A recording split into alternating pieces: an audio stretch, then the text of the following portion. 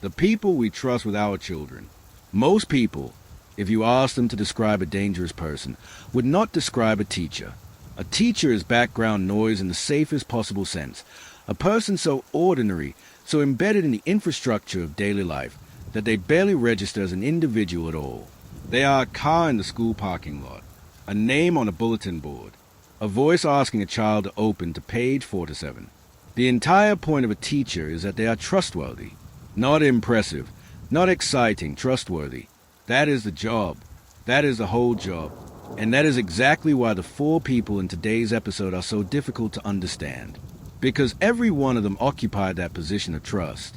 And every one of them was, at the same time, doing something that will be hard to believe even in a work of fiction. Today's episode covers 4 cases. 4 real people. 4 verified criminal investigations. 4 sets of consequences that played out, or are still playing out, in courtrooms across the country between 2016 and today. The cases involve a school principal who stole money from his own students to fund a murder. An assistant principal who was told, for separate times on the same morning, that a 6-year-old had a gun in his pocket and did nothing. A teacher who spent 15 years standing in front of classrooms in Virginia before building a drug trafficking empire out of her Kentucky home that flooded the region with methamphetamine and fentanyl. And a career teacher who passed every background check, taught in 3 states, was about to start a brand new job, and who admitted, when police arrested him at a barbershop 4 days after it happened, that he had walked into a state park in Arkansas and stabbed 2 strangers to death while their children watched. These cases span almost a decade. They cross multiple states. They involve different categories of crime, fraud, negligence, drug trafficking, murder, and they produce legal outcomes that are as different from each other as the cases themselves. But they share something that is worth naming before we go into any of them. Every single one of these people walked into a building where children were waiting for them, and then went home and continued doing what they were doing. The teaching and the rest of it existed in the same life, at the same time, for months or years, and nobody knew. The colleagues did not know. The students did not know. The parents dropping their kids off at the door did not know. The thing that today's episode keeps asking, through 4 completely different cases, is this: what does it mean when the person standing at the front of the classroom is the last person you would have guessed? One clarification before we begin. 3 of today's 4 cases involve completed court proceedings and fully documented outcomes. The 4th, the Arkansas case, is still ongoing, with a defendant awaiting trial as of early March 2026. In that case, all details are drawn from official court documents, arrest affidavits, and documented law enforcement statements. A defendant is presumed innocent until proven guilty in a court of law, and that standard applies fully to the ongoing case. The other 3 cases have been adjudicated. I want you to keep track of something as you listen to these 4 cases. Each of them involves a different category of behavior. One is about what a person did to another adult. One is about what a person failed to do when a child's life was at risk. One is about a secret life that ran parallel to a teaching career for years.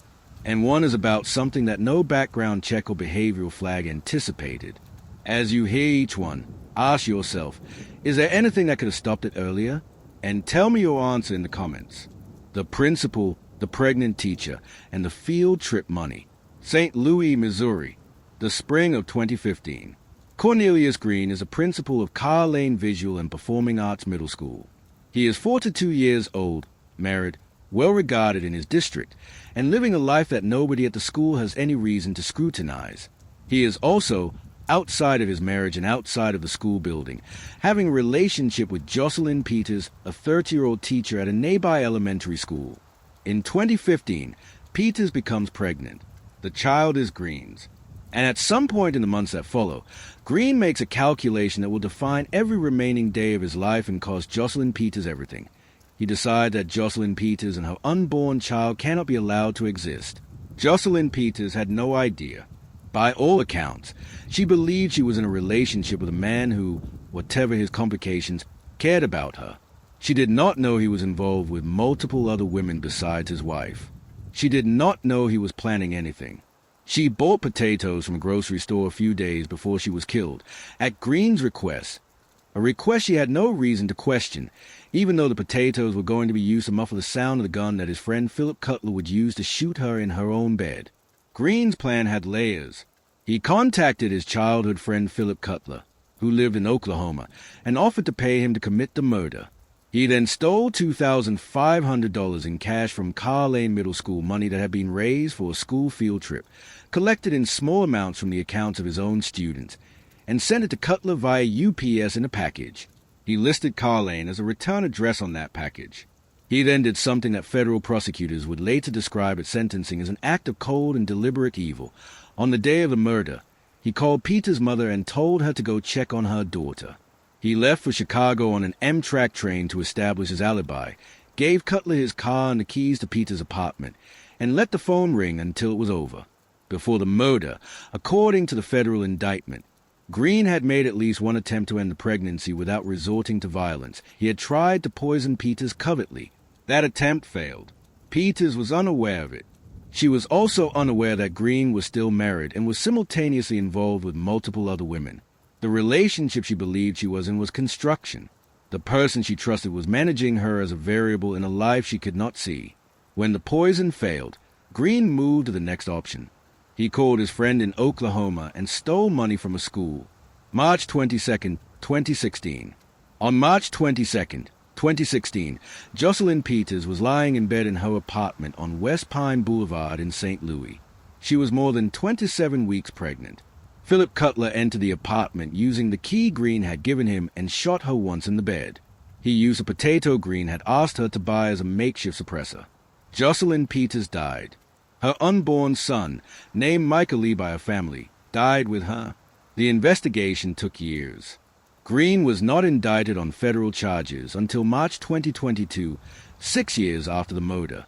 The investigation connected the UPS package, the phone calls, the stolen school funds, and the documented relationship between Green and Peters into a documented conspiracy. In February 2024, Cornelius Green walked into federal court and pleaded guilty to conspiracy to commit murder for hire and murder for hire. He waived his right to trial. His attorney, Nicholas Williams, said Green had understood his choices and made the one that would not compound the tragedy. Philip Cutler, who had pleaded not guilty and gone to trial, was convicted by a jury on identical federal charges, 2 consecutive life sentences. On June 25, 2024, United States District Court Judge Ronnie White sentenced Cornelius Green to 2 consecutive life sentences in federal prison, 1 for the murder of Jocelyn Peters, 1 for the murder of Michael Lee. No possibility of parole. Philip Cutler received the same sentence from the same judge. The St. Louis Circuit Attorney's Office, which had been prepared to seek the death penalty on state charges, agreed to drop the state murder counts in exchange for the federal life sentences. Both men will die in federal prison. At the sentencing hearing, Assistant United States Attorney Tiffany Becker made a statement that has been widely reported because it is as precise a description of deliberate cruelty as anything spoken in that courtroom. She said, "The depravity of asking a mother to go find Jocelyn's body, knowing she was dead, cannot be matched." Green had called Peter's mother, knowing exactly what she was going to find when she arrived. Jocelyn's cousin Deidre Peters told reporters after the sentencing, Jocelyn had a light around her at all times. She made a lasting impression on everyone she met. The family described themselves as feeling empty and heartbroken. Peters had been a teacher. She had trusted a man who was also supposed to be a trusted figure in an education community, a principal, someone who ran a school. She died at 27 weeks pregnant in her own home because that man stole field trip money from a middle school to pay for it. The school at which Green was principal, Carr Lane Visual and Performing Arts Middle School, continued to function. Green was not at the school when the murder happened, and the investigation operated largely behind the scenes until a federal indictment in 2022. The parents who had sent their children to that school and whose money had funded the murder learned what happened the same way everyone else did, through the news. Cornelius Green ran a school. He was a principal. He was responsible for the education and safety of hundreds of middle school students, children whose fundraising money he stole to pay for the murder of a woman carrying his child. He called that woman's mother to send her to the scene. Then he got on a train. When you think about the word principal, what that word is supposed to mean in a school, what does this case do to that word? Tell me in the comments. A field trip that never happened. A potato used as a silencer. A phone call placed to a mother who did not know what she was walking into. 2 consecutive life sentences for Cornelius Green. 2 consecutive life sentences for Philip Cutler. And Jocelyn Peters, who bought potatoes from a grocery store a few days before she was killed because a man who was planning her murder asked her to, is buried in St. Louis while the principal who stole from his own students to pay for it spends the rest of his life in a federal cell. The gun in the backpack and the test that couldn't wait. Newport News, Virginia, January 6, 2023. Rich Neck Elementary School. It is a make-up day for state standardized testing, the kind of day that functions as its own category of pressure for school administrators, a day when the institutional machinery of performance and accountability is running at full volume. Ebony Parker is the assistant principal. She is 40 years old, holds a doctorate in education, and is responsible for the safety and operation of a school that has approximately 550 students. At 11:15 in the morning, a reading specialist named Amy Kovac walks to Parker's office.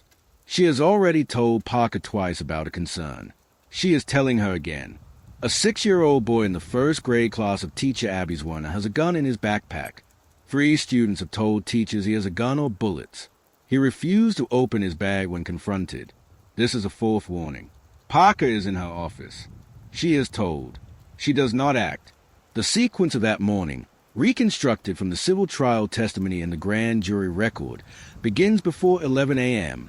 2 first-grade students told their teachers that the boy had a gun in his backpack. One student said he had bullets. Another said he had a gun. Amy Kovac, the reading specialist, confronted the boy and asked him to open his bag. He refused. She reported it to Parker. She reported it again. Abby Zwerner herself went to Parker at 11:15 and told her that the boy was in a violent mood, that he had threatened to beat up a kindergartner at lunch, and that she was concerned. Testimony from the civil trial states that Parker did not look up. She did not speak to Zwerner. She did not respond. This particular student was not an unknown presence in the building. In 2021, 2 years before the shooting, he had allegedly come from behind a teacher, locked his forearms around her neck, and pulled her backward. That incident resulted in him being moved to a different school. In the week before the shooting, he had grabbed Zwerner's cell phone and slammed it on the floor, shattering the screen, which earned him a 1-day suspension. The day of the shooting was his first day back after that suspension. A behavioral file existed. A history existed. The gun warning was not, in other words, the first signal the school had received about this particular child. It was the most urgent signal, and it arrived 4 times. Parker later testified in legal proceedings that she had intended to wait until the boy's mother arrived before conducting a search. The mother had been called. The mother was on her way. The testing was ongoing. The sequence Parker appears to have settled on was, wait, keep testing, handle it when the parent arrives. That sequence lasted until 1:38 in the afternoon, when the boy reached into his pocket in Abby Zwerner's classroom and shot her. What the gun did. The bullet went through Abby Zwerner's raised hand and into her chest. It collapsed one of her lungs. It came within a margin that her doctors described as narrowly missing her heart. She was 25 years old. She was sitting at a reading table. She had, according to testimony, raised her hand because she had seen what was coming a fraction of a second before it happened. That fraction of a second may be the reason she survived. Zwerner later described the moments immediately after being shot. She said she believed she was on her way to heaven, or already in heaven. She said the last memory she had before losing consciousness was looking up and seeing 2 co-workers beside her, pressing their hands against where she was hurt. She did not know, in those moments, whether she would wake up. She spent nearly 2 weeks in the hospital. She required 6 surgeries. The bullet was still lodged in her chest at the time of the civil trial in October 2025. She no longer teaches. She has no plans to return to teaching. She has completed a cosmetology program and says she is still afraid of being alone. The 6-year-old boy, referred to in all court proceedings as JT, was not charged with any criminal wrongdoing. His mother, Deja Taylor, pleaded guilty to federal weapons and drug charges and to state child neglect charges. She was sentenced to a total of nearly 4 years in prison. JT had climbed onto a dresser drawer to reach his mother's purse on the top of a shelf, taken a 9mm handgun inside it, and brought it to school in his backpack. The school had metal detectors that were used randomly to screen students, and he was not screened that morning. The criminal charges and the civil verdict. In April 2024, More than a year after the shooting, a Virginia grand jury charged Ebony Parker with 8 felony counts of child neglect with disregard for live 1 count for each bullet that had been in the gun. The charge carries a maximum of 5 years per count, meaning Parker faces up to 40 years in prison if convicted on all counts. Her criminal trial was scheduled, delayed, and delayed again. As of early March 2026, it is set to begin May 18, 2026. In November 2025, before the criminal trial began, the civil case concluded. Zwerner had filed a lawsuit seeking $40 million, alleging that Parker's gross negligence in ignoring the 4 warnings had directly caused her injuries. A jury of 7 deliberated for 5 hours over 2 days and returned a verdict for Abby Zwerner of $10 million plus interest running from June 2024. Parker did not testify in the civil trial. She sat at the defense table and did not react when the verdict was read. The legal complexity that followed is worth noting. Because Parker has been found grossly negligent in civil court but has not yet been tried on the criminal charges, the question of who actually pays the $10 million is unresolved. The Virginia Risk-Sharing Association, an insurance pool made up of public bodies including the Newport News School Board, would ordinarily cover a civil judgment against a public employee. But legal experts noted at the time of the civil verdict that a criminal conviction for the same acts could give the insurance pool grounds to refuse payment, on the theory that criminal conduct by a public employee takes a harm outside the scope of what an employer covers. Zwerner's civil attorneys were aware of this paradox. One of Zwerner's lawyers acknowledged publicly that in some respect a financial interest in the civil verdict could conflict with the outcome of Parker's criminal trial, that a not guilty verdict in the criminal case might be more financially favorable to Zwerner than conviction, depending on how the insurance question resolved. That is not a situation any law school curriculum would have been designed to address. It is what happens when the same set of facts run through 2 parallel legal processes at the same time. Parker was warned 4 times. 4 separate people, in 4 separate conversations, told her that a 6-year-old had a gun. She chose to wait until the testing was done and the parent arrived. A jury found she was grossly negligent and awarded her former colleague $10 million. Her criminal trial is scheduled for May 2026. What do you think the difference is between negligence and criminal recklessness? Does this case cross that line for you? Tell me in the comments. 4 warnings. 4 people walked to Ebony Parker's office door over the course of one morning and told her the same thing. She was told at 11:15 that the boy was in a violent mood and had threatened to beat up a kindergartner. She did not look up. She did not speak. She kept waiting. At 1:38 in the afternoon, the thing that 4 people had told her was going to happen, happened. Abby Zwerner raised her hand as a 6-year-old pulled a gun from his pocket in her classroom, and the bullet went through her hand and into her chest and collapsed her lung, and came close enough to her heart that her doctors named it. The testing was complete by then. The mother was on her way. Parker's plan had worked right up until it didn't. 15 years of lesson plans, 3 years of pounds. Norton, Virginia. For 15 years, Endora Lee Smith worked as a teacher. She taught at Norton Elementary School and had joined the first Burton High School, 2 institutions in the small mountain community of Norton, in southwest Virginia's coal country, at the edge of the state where Virginia meets Kentucky. For 15 years she stood in front of classrooms, prepared lesson plans, received evaluations, and was trusted with the education of children whose parents had no reason to think about who she was when she left the building at the end of the day. She left the school system sometime before 2021. Then she went home to her house in Whitesburg, Kentucky, and started moving pounds of methamphetamine and fentanyl into southwest Virginia. When federal investigators with the Bureau of Alcohol, Tobacco, Firearms, and Explosives, the Southwest Drug Task Force, the Kentucky State Police, and the Wise County Sheriff's Office assembled a picture of what Endora Lee Smith had been doing between 2021 and 2024, what they found was not small. Smith, who was 62 years old at the time of sentencing, had conspired with at least 9 other people to traffic more than 20 kilograms, more than 4 to 4 pounds of methamphetamine and fentanyl into southwest Virginia. She kept multiple pounds of methamphetamine and fentanyl at her home in Kentucky at any given time, distributing them in ounce-plus quantities to a network of customers. She also made regular trips to Louisville to obtain supplies of fentanyl and xylazine, a veterinary tranquilizer increasingly mixed with fentanyl that makes overdoses significantly harder to reverse with naloxone, and drove those supplies back for distribution. The investigation into Smith began in February 2021. The connection that opened the case is documented in court records. The body of an ex-husband, Ricky Crawford, was found in the front yard of Smith's Bottom Fork property in late 2019. Crawford had previously been involved in methamphetamine trafficking. The federal investigation that followed that death expanded into a full examination of Smith's activities and the network around her. What it produced was a conspiracy that ran for 3 years across state lines with Smith as a primary supplier. The network. Among the co-conspirators named in Smith's case were Eric Coffey of Lexington, North Carolina, Daniel Hofmeister of Roanoke, Virginia, Michael Hicks and Cody Allen Rose of Pound, Virginia, and Ashley Beverly Jr., also of Pound.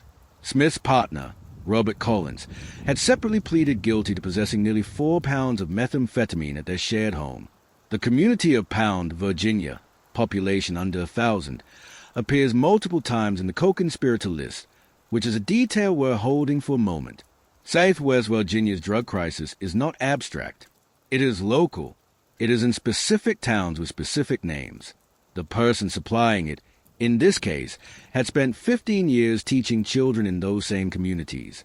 Smith pleaded guilty to 2 counts: conspiracy to distribute and possess with intent to distribute 500 grams or more of methamphetamine, and 1 count of distribution of 50 grams or more of methamphetamine. On July 22, 2025, United States District Court Judge James Jones sentenced her in Abingdon Federal Court to 104 to 5 months in federal prison, 12 years and 1 month. The sentence was handed down under the federal sentencing guidelines for the drug quantities involved. She has been assigned a Federal Bureau of Prisons inmate number and was awaiting placement in federal custody at the time of reporting. What she left behind. The U.S. Attorney spokesperson for the Western District of Virginia, Brian McGinn, confirmed the scope of the case to local media in July 2025. Smith's distributions, he said, primarily took place at her Kentucky residence, where she kept multiple pounds at a time and moved them in ounce-plus quantities. She also drove deliveries to Virginia and made regular Louisville runs to resupply. The xylazine-laced fentanyl she was obtaining, street name Black in some regional drug markets, is a particularly dangerous variant because it produces skin ulcerations and is not reversed by the standard overdose antidote. Its presence in the supply chain is a marker of seriousness. The xylazine element of Smith's operation is worth pausing on.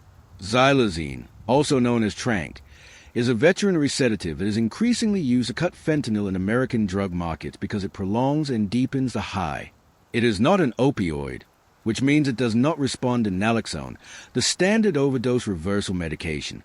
A person who is experiencing a fentanyl-xylazine overdose may receive naloxone and still die because the xylazine component is not neutralized by the treatment.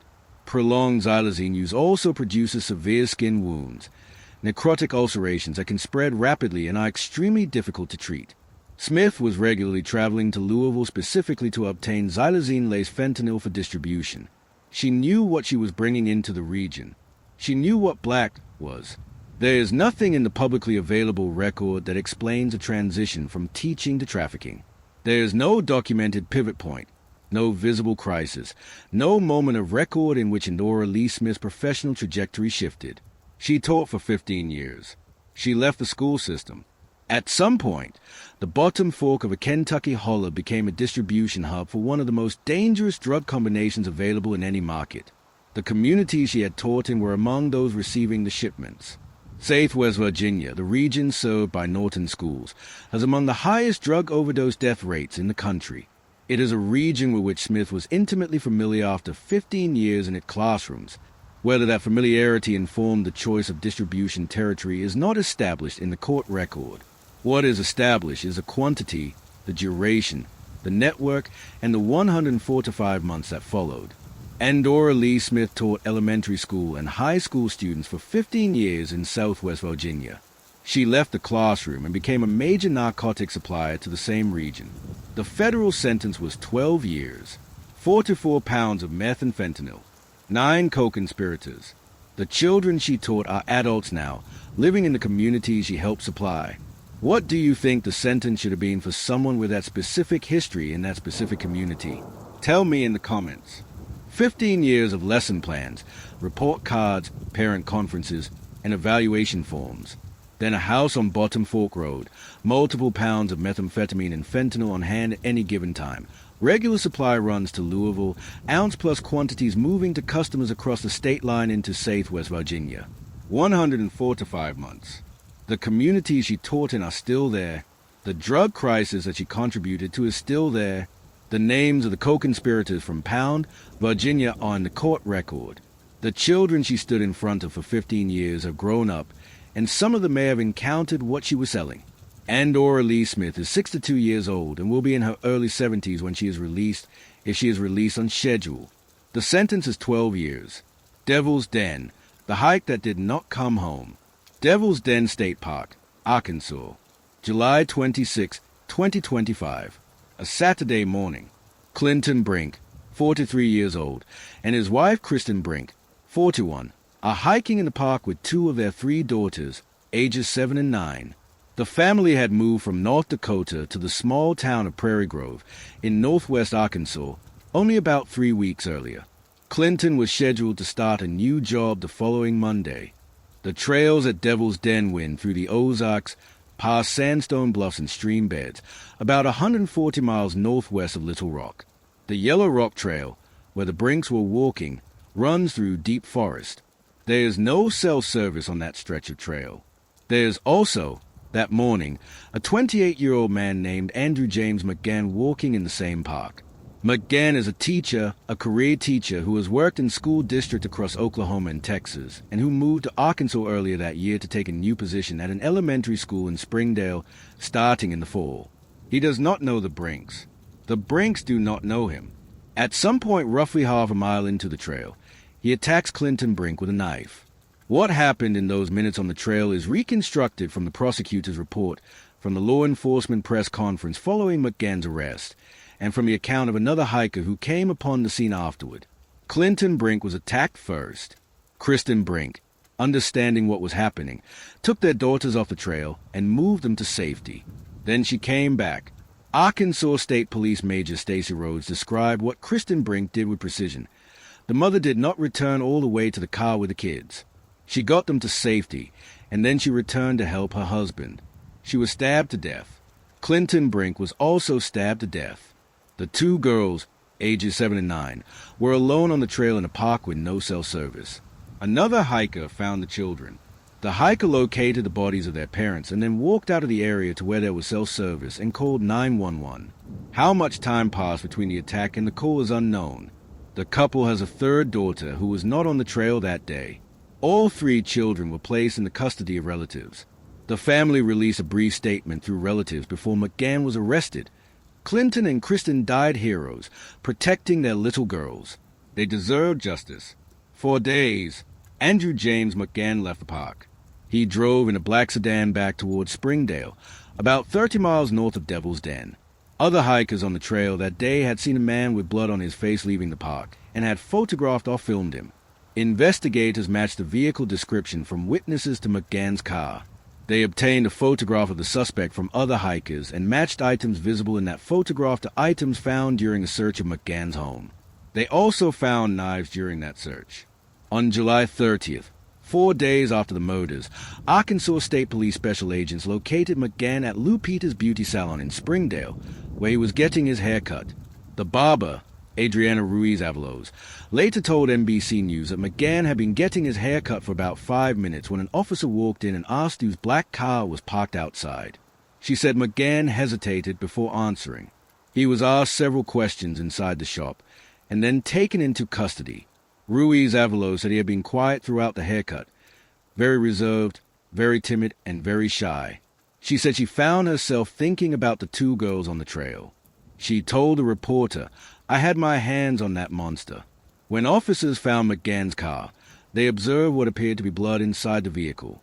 During the interview that followed his arrest, McGann made statements to investigators indicating that he had committed the two homicides.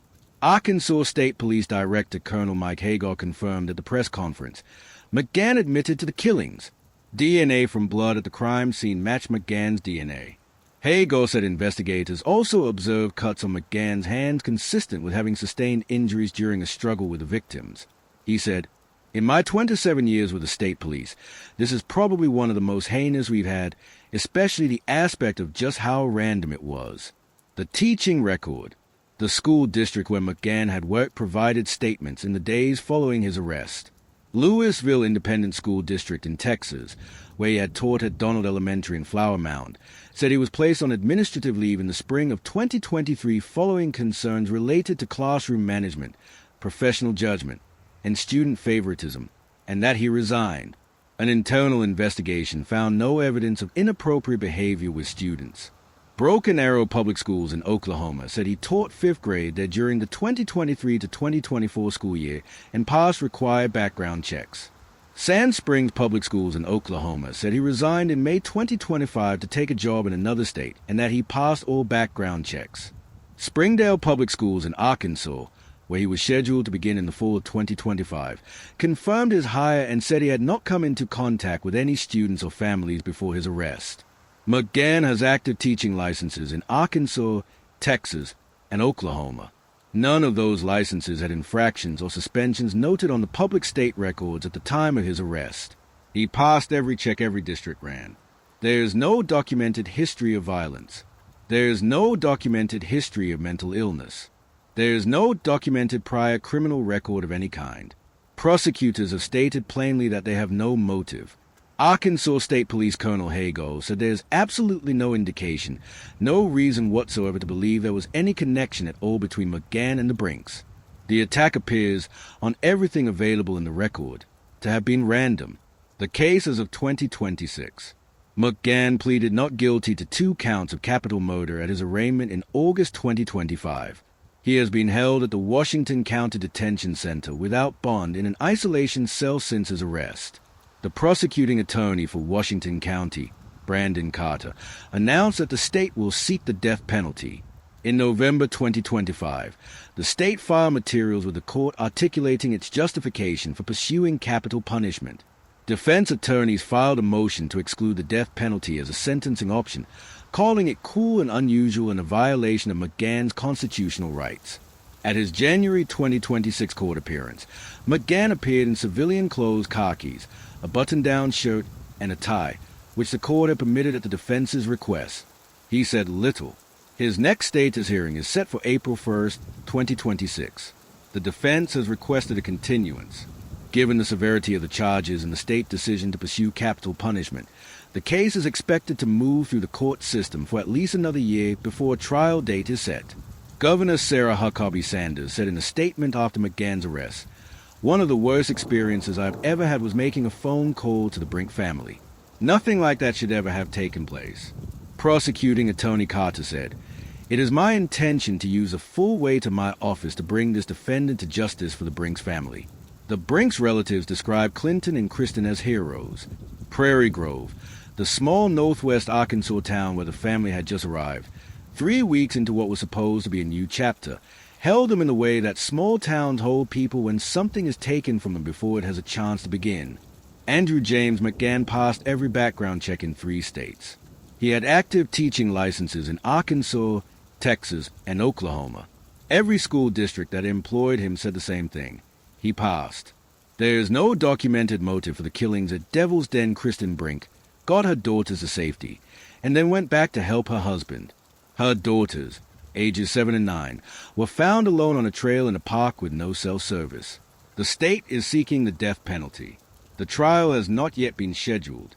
What does this case ask about the limits of background checks as a tool for safety? Tell me in the comments. A morning hike in a state park in the Ozarks. A family 3 weeks into a new life in a new state. A teacher who passed every check, held every license, taught in 3 states, showed no flags anywhere in the documented record, and admitted, in the police interview at the barbershop, that he had walked into that park and killed 2 people whose names he did not know while their daughters were watching. The prosecution is seeking the death penalty. The defense is challenging it. The next court date is April 1st, 2026. The children are with their relatives. The trails at Devil's Den are open again.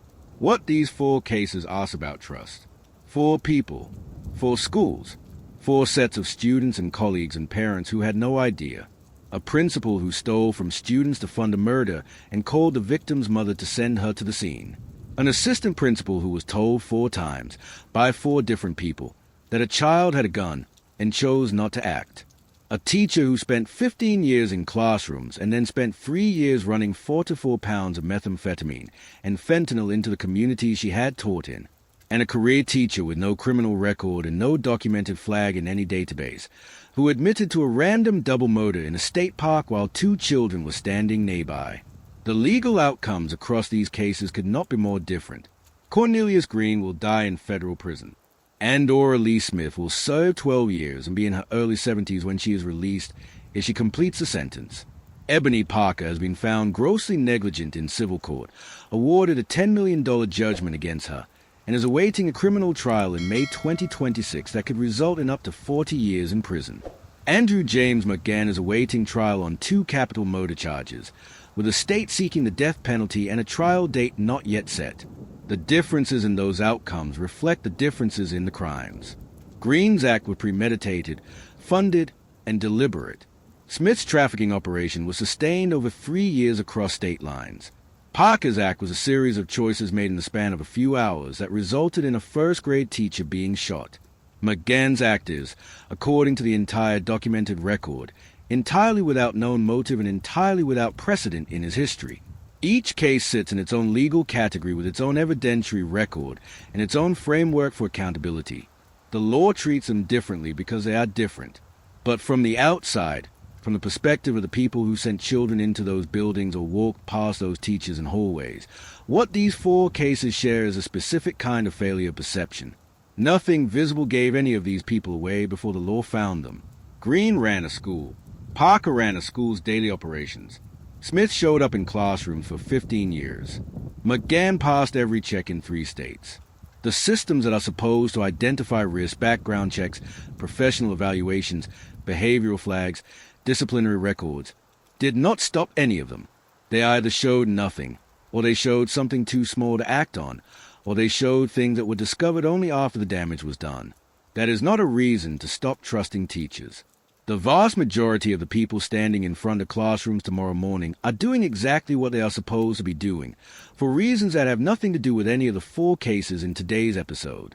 The 4 cases in today's episode are not a data set. They are 4 specific people whose specific paths led to specific crimes. But they are worth knowing about, case by case, in their full detail. Because the details are the thing. The details are what separates a news headline from an understanding of how something actually happened. Jocelyn Peters bought potatoes because a man she trusted asked her to. Abby's Werner raised her hand at the last possible second. The children in Norton, Virginia, grew up in communities that are still absorbing the damage of the opioid crisis that a former teacher helped supply. 2 girls, ages 7 and 9, were found alone on a trail in the Ozarks on a Saturday morning in July. These are the details. These are the real things that happened to real people in real buildings and on real trails in a country where teachers are ordinary that nobody is supposed to have to think about them twice. If one of these 4 cases is the one that stayed with you, the one you are still thinking about as this episode ends, tell me which one and why. The comments are where this conversation continues. If you know someone who should hear about any of these cases, share this video with them. New episode coming. See you in the next one.